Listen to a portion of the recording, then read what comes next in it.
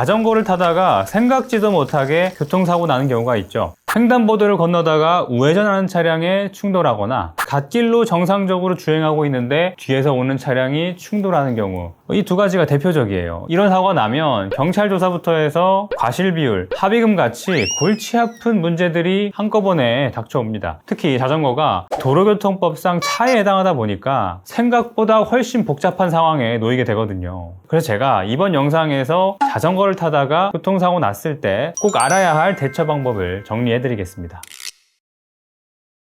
기본적으로 자전거를 끌고 가면 보행자, 타고 가면 운전자가 됩니다. 그래서 자전거를 탑승한 채 사고가 나면 경찰관은 여러분을 차량 운전자로 보고 조사를 할 거예요. 이 때문에 피해자라고 생각했던 상황에서도 가해자로 판단되는 경우가 있습니다. 예를 들어서 자전거가 갓길로 주행하다가 신호 없는 횡단보도를 건너던 중에 차량과 충돌했다고 해볼게요. 언뜻 보면 차량 잘못 같지만 경찰관은 자전거를 탄 채로 횡단보도를 건너는 건 불법으로 보기 때문에 자전거가 차선을 변경했다고 봅니다. 그러면 자전거 측이 가해자가 돼버리는 거죠. 게다가 블랙박스가 없는 자전거 특성상 증거 확보도 불리해요. 사고 장소 주변에 CCTV가 없으면 상대 차량 블랙박스에만 의존할 수밖에 없죠. 그래서 경찰 조사 전에 반드시 전문가와 상의를 하셔야 되고요. 아무 준비 없이 진술하면 안 됩니다. 한번 작성된 진술은 되돌리기 정말 어려워요.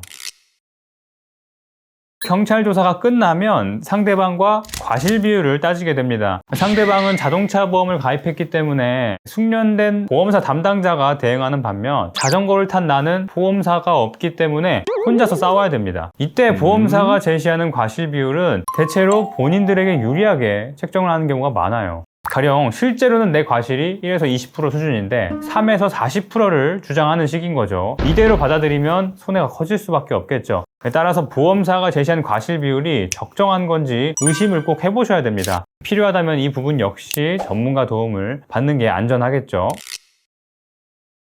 과실이 많을수록 보험사가 지급해야 하는 합의금은 당연히 줄어듭니다. 합의금 산정도 마찬가지예요. 사고가 나면 치료비, 휴업손해, 간병비 같은 항목들은 약관에 따라서 계산되니까 크게 문제될 게 없어요. 진짜 문제는 후유장애 보상이에요. 골절이나 인대 파열처럼 후유장애가 예상되는 경우엔 전체 손해액에서 후유장애가 차지하는 비중이 적어도 절반, 많게는 80% 이상까지 올라갑니다. 쉽게 말해서 합의금의 대부분을 좌우하는 게 바로 이 후유장애라는 거죠. 그런데 보험사는 이 후유장애를 쉽게 인정하지 않아요. 보통 보험사에서 위촉된 전문의한테 의료 자문을 받습니다. 문제는 그 결과가 피해자에게 불리하게 나오는 경우가 많다는 거예요. 후유장애가 없다, 있어도 아주 경미하다, 이런 결론이 흔하게 나오는 거죠. 그렇게 되면 내가 실제로는 100의 손해를 입었는데 보험사가 인정하는 수준은 20에서 50밖에 안 되는 거예요. 3천만 원을 받아야 할 상황에서 1,000만 원만 받아야 한다면 얼마나 억울하겠어요. 그래서 합의를 하기 전에는요, 반드시 내가 받아야 할 적정 합의금이 어느 정도인지 확인을 하셔야 됩니다. 이걸 놓치면 평생 후회할 수도 있어요. 특히 자전거 교통사고는 경찰 조사,